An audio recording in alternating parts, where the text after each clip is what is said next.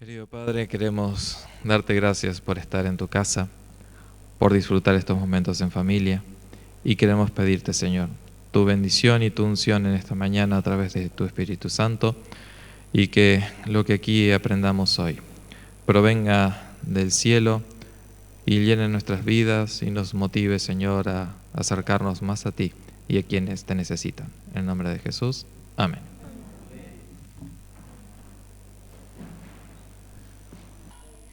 Bien, ¿en serio bien? No se escucha mucho, a ver, ¿cómo están? Bien, muy bien tenemos que estar, ¿no es cierto? Hola, bonita. A ver, les hago una pregunta. ¿Quién de ustedes nunca tuvo miedo?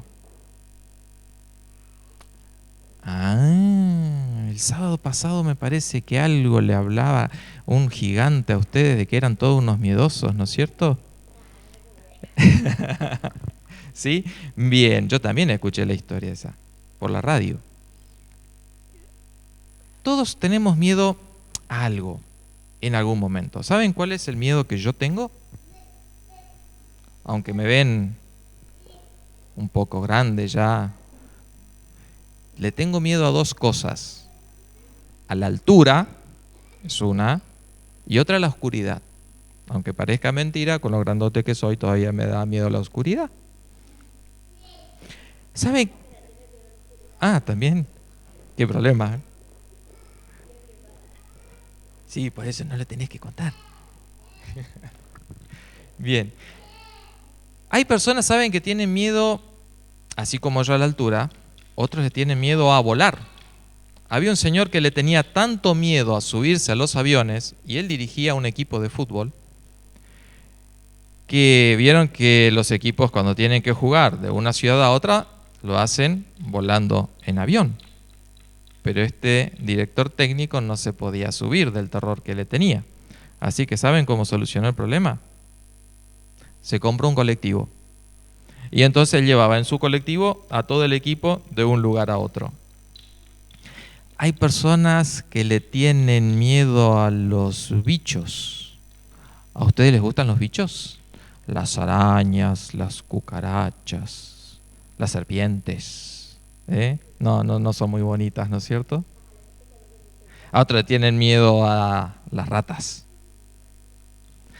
Pero esos son miedos un poco normales. Ahora yo me enteré que hay una persona, bueno, hay varias personas, que tienen miedo a algo que a mí me gusta mucho. ¿A quién le gustan los payasos? ¿A quién le gustan los payasos? A todos les gustan los payasos, ¿no es cierto? Hacen reír, hacen chistes. Pero hay personas que le tienen miedo a los payasos.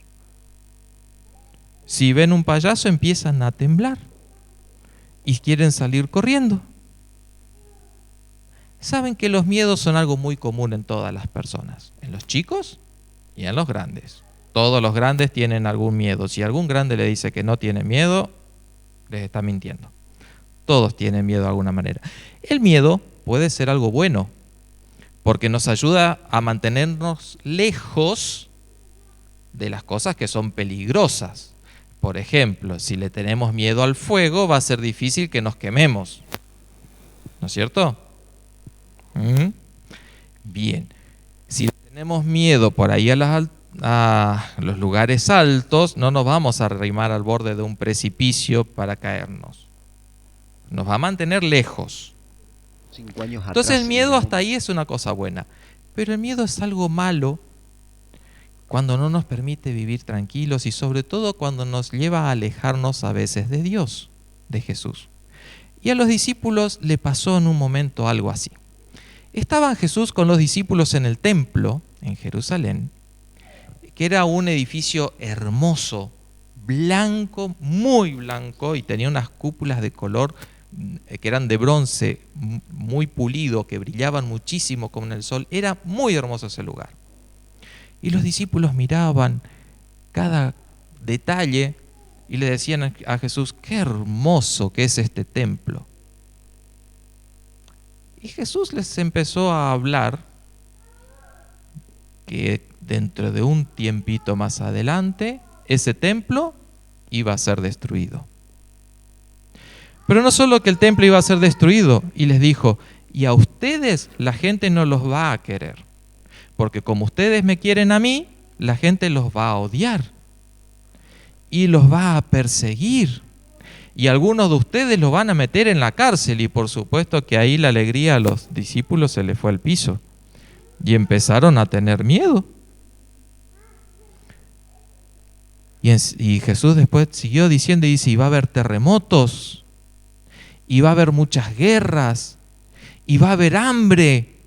Y más miedo le agarraba a los discípulos todavía. Pero entonces Jesús le dijo algo. ¿Saben qué? Pero a pesar de todo eso, ustedes no tienen que tener miedo. ¿Y saben lo que les prometió?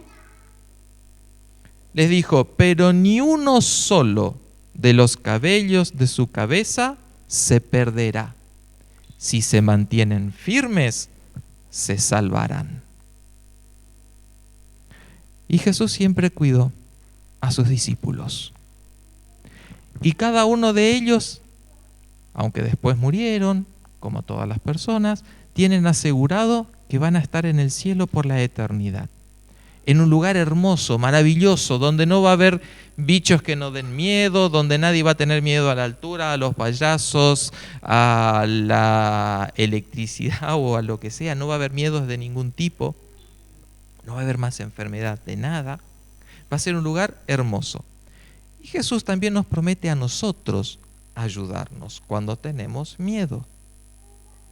Cuando nosotros tenemos miedo, es bueno que oremos y le pidamos a Dios que esté con nosotros, porque entonces Él prometió que si nosotros nos acercamos a Él, Él quitará todos nuestros temores. Y miren lo que dice el profeta Isaías en el capítulo 12, el versículo 2. Dios es mi salvación, confiaré en Él y no temeré. El Señor es mi fuerza, el Señor es mi canción, Él es mi salvación. Vamos a orar ahora, vamos a inclinar la cabeza para orar. Querido Dios, queremos darte gracias porque tú eres más poderoso que cualquier cosa que nos puede dar miedo. Queremos darte gracias porque tú siempre estás a nuestro lado cuidándonos, porque prometes que ni un cabello de nuestra cabeza se perderá si somos cuidados por ti. Queremos pedirte entonces, Padre, que estés con cada uno de nosotros, quitándonos el temor y dándonos el valor que tuvieron tus hijos siempre. En el nombre de Jesús. Amén. Bueno. Y el sermón para los más grandes, los que a veces nos cuesta reconocer que tenemos miedo, se llama No tenemos nada que temer. Les hago una pregunta. ¿A quién de los que estamos aquí presentes esta mañana les gusta leer el libro de Apocalipsis? Hay algunos que les gusta, pero son poquitos. ¿Cuántos lo han leído una vez, completo? Ahora, como dijeron que les gusta, le pregunto, ¿cuántos lo leyeron 2 veces? Más o menos, manitos. 3. El gusto no era para tanto. Cada vez menos. Bien, saben que teniendo el nombre que tenemos como iglesia, Iglesia Adventista del Séptimo Día, es interesante ver que uno de los libros sobre los que menos hablamos, uno de los libros de los que menos predicamos, e incluso uno de los que menos conocemos hoy, es el libro de Apocalipsis, el último libro de la Biblia. Quizás sea porque se ha dicho mucha tontería sobre este libro. Y muchas veces es más el miedo que se le tiene por lo que se ha dicho que por lo que realmente hemos visto. Y no somos los únicos, el mundo entero ha adoptado la palabra apocalíptico para describir algo realmente tremendo, de un nivel catastrófico. Por ejemplo, llamarle apocalíptico al tsunami. Recuerdan que azotó el sudeste de Asia hace algunos años y que mató más de 200.000 personas. Porque se habla mucho del libro de Apocalipsis y muchas veces quienes hablan en realidad no tienen ni idea de lo que hablan. Y entonces la imagen cuando sentimos la palabra Apocalipsis, la imagen que viene a nuestra mente son bestias, incendios, persecuciones, guerras, destrucción, plagas, sellos, trompetas, muertos que claman desde la tumba, caballos. Un caballo bastante particular porque le llamamos caballo amarillo en las traducciones que tenemos en español, pero en griego es un caballo verde. Por ejemplo, el cuarto caballo, el cuarto jinete del Apocalipsis. Por ahí ese libro al mundo y a veces a nosotros con todas esas imágenes por ahí difíciles, tan difíciles que creemos que el único que podría interpretarlo tendría que ser un agente del servicio secreto especializado en criptografía, entonces él podría interpretar todo eso y decirnos qué significa. Pero saben que este libro, en el versículo 3 del capítulo 1, hace una aseveración sobre él mismo que es muy interesante. Apocalipsis 1:3 dice: bendito el que lee esta profecía y benditos los que la oyen y le hacen caso, porque la hora de su cumplimiento se aproxima. El que lee el libro de Apocalipsis dice entonces que será ¿qué cosa? Bendito.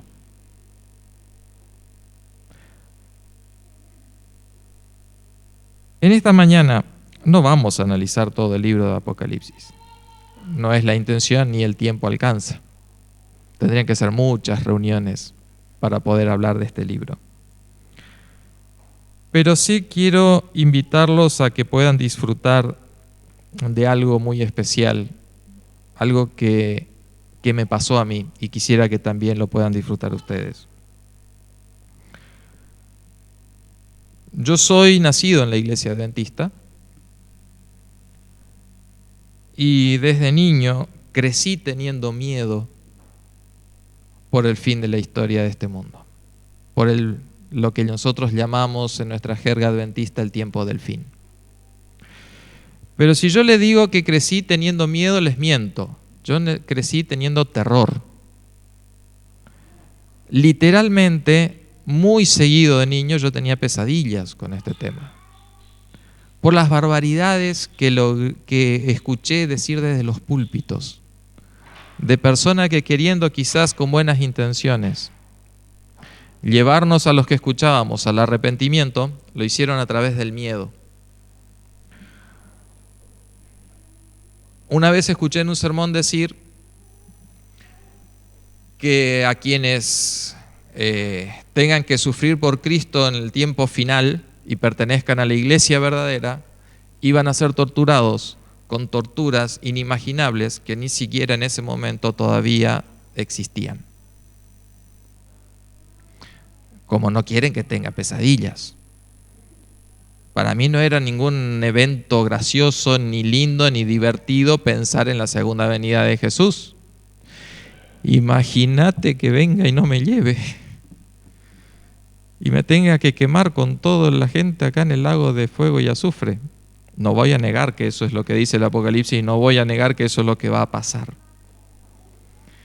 Pero cuando tenía entre 18, 19, 20 años, me encontré en la encrucijada en el momento en el que tuve que decidir si yo creía en Dios o no creía en Dios. Si seguía en la iglesia o no seguía en la iglesia. Y en ese tiempo descubrí el libro de Apocalipsis de otra manera. Y entonces descubrí sus maravillas y cambió tanto mi visión que de esas escenas terribles de destrucción, de miedo, de terror, se volvieron para mí escenas sublimes que me invitaban a la reverencia. El terror desapareció poco a poco, dando lugar a una esperanza cada vez más creciente. La inseguridad de mi salvación se fue transformando, al contrario, en seguridad de mi salvación. Y acá tengo que confesar, como lo hace Pablo en Filipenses 3:12, no quiero decir que yo ya lo haya conseguido todo, ni que ya sea perfecto, pero sigo adelante trabajando para poder alcanzar aquello para lo que Cristo Jesús me salvó a mí. El libro de Apocalipsis me trae la seguridad, me trajo a mi vida la seguridad de que soy salvo. Ahora, eso no me hace dormir en los laureles. Todavía hay mucho trabajo que tiene que hacer el Espíritu de Dios en mí. Pero gracias a Dios que mi visión pudo cambiar. Y para mí resulta el libro de Apocalipsis uno de los libros más maravillosos de la Biblia.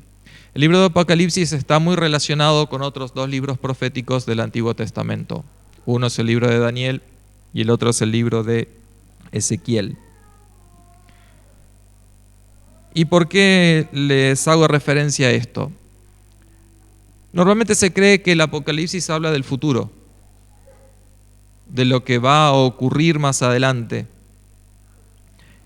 Y es cierto que el Apocalipsis habla del futuro, pero la mayor parte del libro del Apocalipsis no habla del futuro. La mayor parte del libro de Apocalipsis mira hacia atrás. Y ahí quiero compartir con ustedes la cita que estaba en la tapa de las meditaciones matinales del año pasado, que decía así, se encuentra en las notas biográficas de Elena de White en la página 216. No tenemos nada que temer del futuro, a menos que olvidemos la manera en que el Señor nos ha conducido y lo que nos ha enseñado en nuestra historia pasada.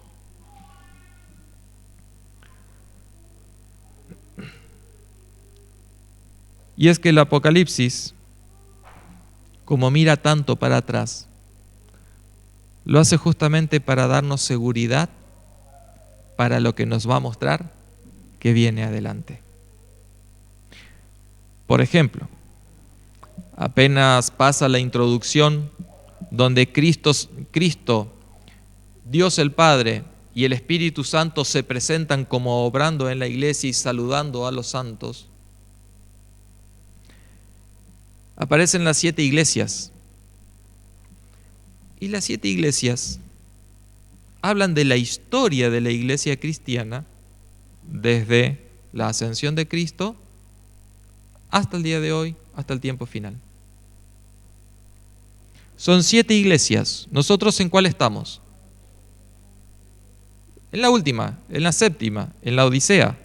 O sea que las otras 6, ¿dónde quedaron? En el pasado. ¿Y por qué está eso allí? ¿Por qué podrían hablarme directamente de lo que me está pasando hoy? Pero cuando vemos esa iglesia pura, que tiene sus subidas y sus bajadas, que tiene sus felicitaciones por parte de Dios, pero también sus fuertes llamados de advertencia, donde la vemos por allí completamente pura, porque hay 2 que no tienen ningún reproche, y otra bastante complicada, dándole la espalda a Dios porque prácticamente son más reproches que felicitaciones. Vamos viendo que Dios, a pesar de que su iglesia no es perfecta, va avanzando de alguna manera, porque en todas siempre hubo un pequeño grupo que se mantuvo fiel, que pudo recibir una aprobación por parte de Dios. Y aún en los momentos más oscuros de la historia de esa iglesia vemos al Espíritu Santo, que allí se lo nombra como los 7 espíritus moviéndose entre la iglesia, los 7 espíritus enviados por Cristo, vemos al Espíritu de Dios allí activo. Y entonces llegamos, después de ver la historia, a donde estoy hoy. Y me dice, eres un pobre, un miserable, un ciego, estás desnudo, ¿no te da vergüenza? Me muestran que estoy, pero con amor me invita. Pero por favor, yo no quiero que estés así. Yo te invito a que de mí compres oro, que de mí tomes el colirio que unja tus ojos, que de mí compres la vestidura que cubra tu desnudez. ¿Puedo tener miedo de eso? De un Dios tan amoroso que a pesar de mis defectos, porque es horrible que alguien te diga sos un miserable, un pobre, un ciego, un desnudo, un desvergonzado. Y así toda esa misma persona con amor me invita a cambiar esa situación. No me rechaza por lo que soy. ¿Puedo tener miedo de eso? ¿Qué sigue a las 7 iglesias? Vienen los 7 sellos de un libro que está sellado y nadie puede abrir. Y los santos lloran, y Juan mismo dice que llora porque no se encontraba quien lo podría abrir hasta que aparece el Cordero, que fue inmolado desde el principio, desde antes de la fundación del mundo, y se presenta y empieza a abrir los sellos. Nuevamente, al abrir esos sellos, uno a uno, los 7, vamos a recorrer otra vez la historia desde el comienzo. Un caballo blanco puro, seguido por el caballo rojo de las masacres en los circos romanos. El caballo negro de la traición, de la apostasía de la iglesia. El caballo verde o amarillo verdoso. ¿Cuándo nos ponemos amarillos verdosos nosotros? O cuando estamos enfermos y el hígado afectado. Cuando nos morimos también estamos bastante parecidos a ese color, pero bueno, acá todavía está vivo el caballito. Una iglesia que después de haber traicionado a Dios sigue y ahí está, enferma, mezclando salud y enfermedad, y seguimos y avanzamos y avanzamos. Vemos cómo la iglesia se relacionó con Dios. Pero esa progresión nos lleva hasta el último sello. El sello en el cual se manifiesta Cristo volviendo a esta tierra. La historia, con subidas y bajadas nuevamente, nos lleva al momento cúlmine de la historia, donde va a venir Cristo a establecer su reino definitivamente. Y entonces todo aquello que fue pasando es una advertencia para que en mi vida, ¿cómo estoy? ¿Qué sello se abrió en mi vida? ¿Estoy en el caballo blanco y me mantuve en el caballo blanco? ¿O será que caí en algún momento y dudé y apostaté, pero hoy estoy volviendo? ¿Será que hay un terremoto que me está sacudiendo? Lo que sea, ahí estamos mirando y Cristo allí nos está invitando. Estoy yo acá.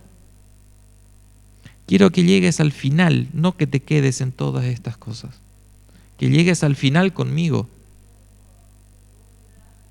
Después de los 7 sellos, vienen las 7 trompetas. Y las 7 trompetas, cada vez que suenan, desatan una plaga. Terribles plagas. Ese es el momento más álgido del Apocalipsis. Va subiendo por ahí en gravedad, ¿no? Pero las plagas son los castigos de Dios sobre su pueblo infiel y sobre un mundo que lo ha rechazado, tanto en la historia como en el futuro. ¿Qué padre para disciplinar a su hijo no le hace una advertencia de los castigos? Porque uno prefiere, hay que ser muy mal padre para dejar que el chico haga lo que quiera y cuando no hace lo que yo quiero, darle vuelta a la cara de un bofetón sin advertencia. Hay que ser mal padre para eso, ¿eh? Pero hay padres así. Años atrás, un padre estaba mirando la televisión, esto ocurrió en Buenos Aires. La nenita de 4 años se arrimó para mostrarle un dibujito y como lo distraía, pegó un golpe hacia el costado para alejarla, le reventó el hígado. Por supuesto saben las consecuencias, ¿no? Esa nenita murió. Eso no es ser padre. Y como Dios no es ese tipo de padre, a pesar de que muchas veces el mundo cree que es así, que es un Dios tirano que está allí esperando para que nosotros pequemos, para caernos con toda la guadaña arriba, Dios nos advierte a través de la historia. Las consecuencias de rechazarme son estas, y no porque yo las quiera, sino que son las consecuencias que uno mismo trae por retirarse de mi protección. ¿Vos querés eso? Esa es la invitación del Apocalipsis allí. No es para meternos miedo. Otra cosa interesante, esas plagas vendrán en forma más literal. Pero no vendrán sobre los hijos de Dios. Y allí hay otra invitación más. Ponte de mi lado, porque yo no quiero que te pase nada. Yo quiero que seas salvo. Ponete de mi lado, toma una decisión por mí. No tengas miedo de estas cosas, porque a vos no te van a tocar, así como el pueblo de Israel no te lo tocaron las plagas cuando cayeron las 10 plagas sobre Egipto. Sobre la tierra de Gosén no cayó nada. Cuando todo Egipto estaba a oscuras, a tal punto que se encerraron en sus casas porque no veían un metro delante de ellos, en la tierra de Gosén el sol brillaba en todo su esplendor. Las plagas no los tocaron. De la misma manera el pueblo de Dios no lo van a tocar. Entonces es mejor escuchar la advertencia de papá que me dice: mira, si metes el dedo en el enchufe vas a recibir una patada. Está en nosotros creerle o no,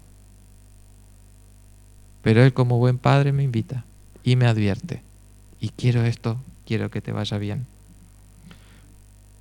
Viene después el capítulo 13 con la marca de la bestia que trae tanta discusión. Un capítulo que en el mundo evangélico se usa mucho para atacar a la iglesia mayoritaria, que es la católica. Lamentablemente, el mundo al hacer esto olvida que el capítulo 17 habla de todas las iglesias, no solo de la católica como en el capítulo 13. Habla de todas las iglesias. Es el cristianismo entero el que va a apostatar, el que se va a poner en contra de Dios. Y allí en el capítulo 13 aparece el decreto de muerte. Esa marca que se va a poner en la frente y en la mano, que no va a permitir que compramos ni vendamos.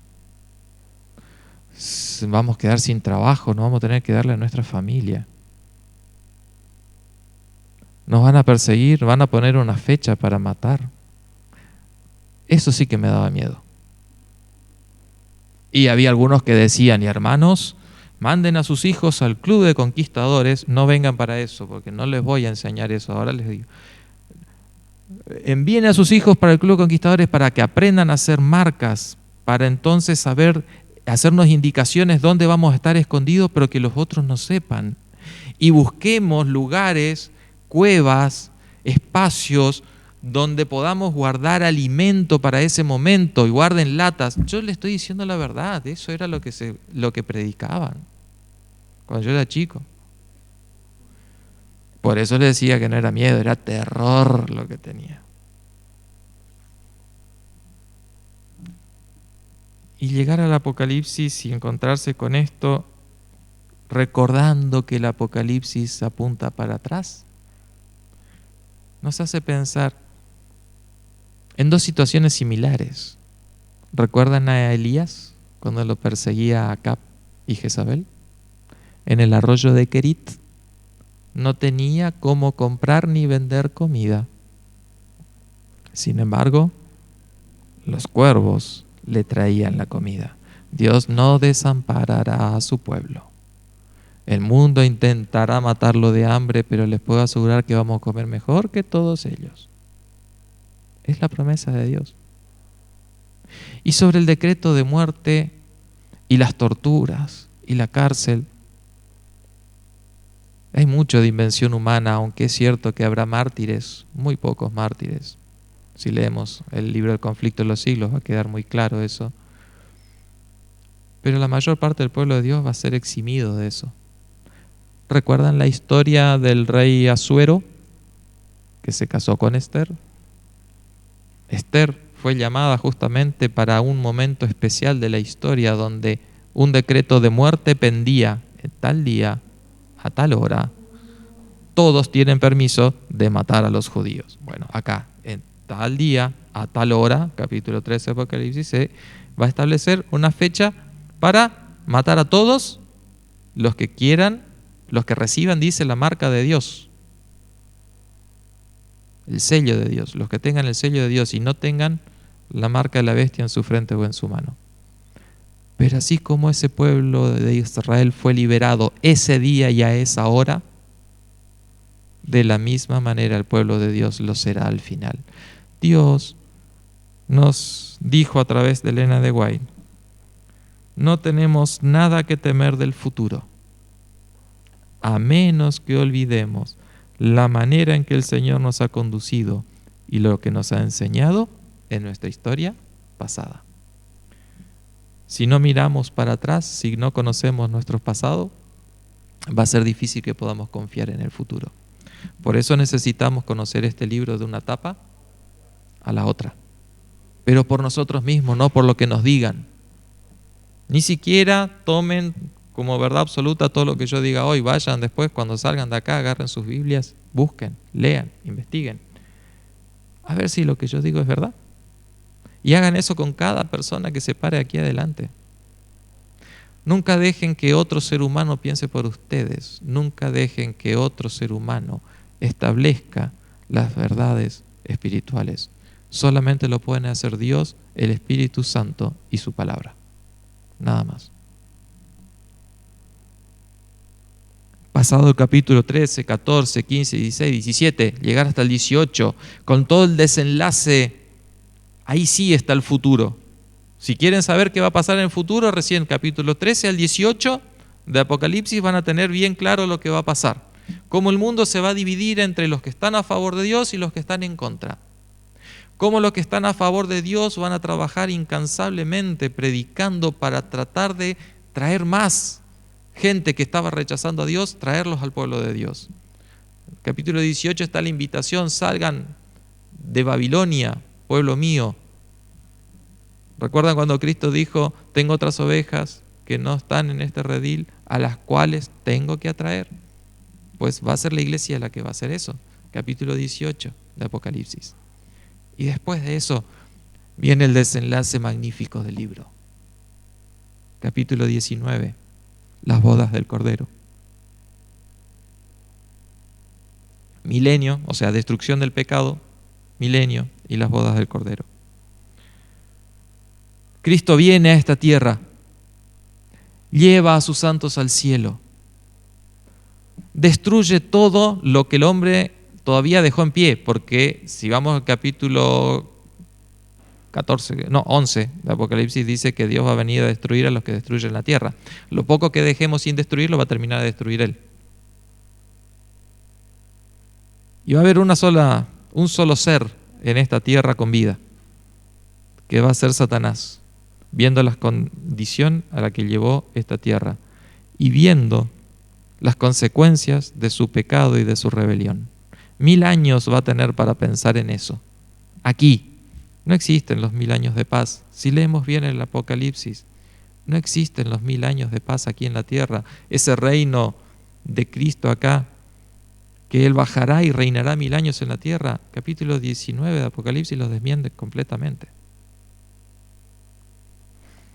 Terminados esos 1000 años, la capital del universo se trasladará del cielo a esta tierra. La Santa Jerusalén celestial descenderá y se asentará sobre esta tierra. Y después de un intento, un último intento de Satanás por destruir el sueño de Dios, Dios se va a levantar desde el trono, lo va a detener. Y todo ese pueblo que rodea para atacar la santa ciudad, todos los que rechazaron a Dios durante la historia, caerán de rodillas. El primero de todos, Satanás. Doblarán sus rodillas cayendo al suelo, inclinarán por primera vez la cabeza frente a Dios y reconocerán que Dios es justo por lo que está por hacer con ellos.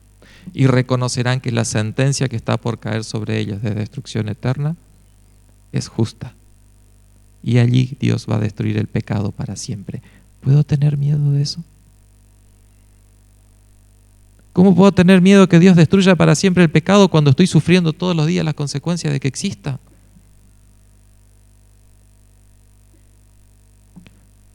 Y entonces empezará, capítulos 20 al 22,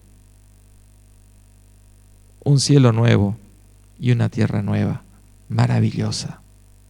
Un jardín del Edén mucho mejor que el primero. ¿Por qué? En el primero vivían dos personas y el sueño de Dios era que estas dos personas llenaran, multiplicaran, que llenaran de hijos ese lugar. Pero así como puso dos, echó dos. Ese lugar nunca se llenó de hijos de Dios. Ahora va a estar lleno de hijos de Dios. Y en ese paraíso, Cristo solamente iba, o Dios lo visitaba solamente en un momento del día. Dice a la brisa de la tarde, dice el Génesis. Pero ahora nos promete el Apocalipsis que Dios, el Padre, Jesús y el Espíritu Santo vivirán en medio de su pueblo siempre, permanentemente. Dice, y no habrá necesidad de sol, porque Dios mismo será su luz. Un lugar maravilloso donde no va a haber muerte, no va a haber dolor, no va a haber tristeza, no va a haber enfermedad. No puedo tener miedo de eso. Pero al mundo, cuando le nombramos Apocalipsis, se llena de terror, como yo.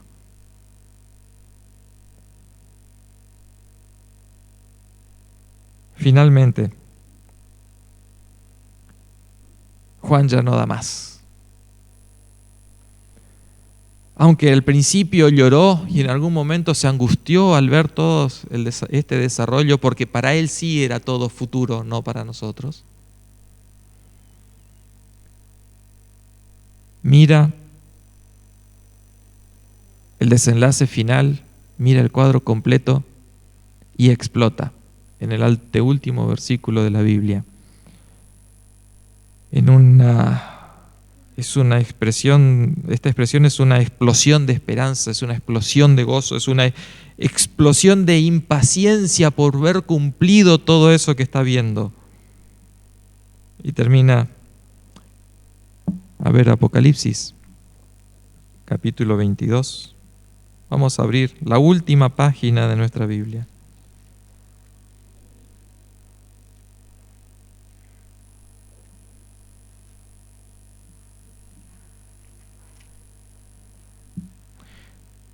El versículo 20. El que garantiza estas cosas afirma, sí, volveré pronto. Y ahora habla Juan. Amén. Sí, ven, Señor Jesús. No, sí, ven, Señor Jesús. No, sí, ven, Señor Jesús. No aguanto más, quiero ver ese momento. Ojalá que dediquemos tiempo a estudiar este libro maravilloso, a leerlo. Más que leerlo, a estudiarlo. Y más que estudiarlo, a escudriñarlo, a cavar profundo en él, a sacar lecciones preciosas de esperanza, de gozo, de seguridad. Si alguien que está escuchando por la radio ahora quiere tener esa experiencia, puede arrimarse a la iglesia. Todos los sábados de las 9:30 de la mañana a las 12:30 estamos siempre acá. Por la tarde, de las 18 hasta alrededor de las 20, va a encontrar gente aquí seguro. Y si quiere estudiar, va a haber alguien dispuesto a enseñarle. También al lado del templo está la escuela y el director está ansioso también por ayudar a quien se acerque a conocer estas maravillas, estas promesas de Dios. Los invito nuevamente a más que leer y a estudiar, a escudriñar el libro de Apocalipsis. Y en este momento, mi oración es la misma con la que concluye la Biblia, la carta de nuestro Padre. Que la gracia del Señor Jesús permanezca en ustedes. Amén.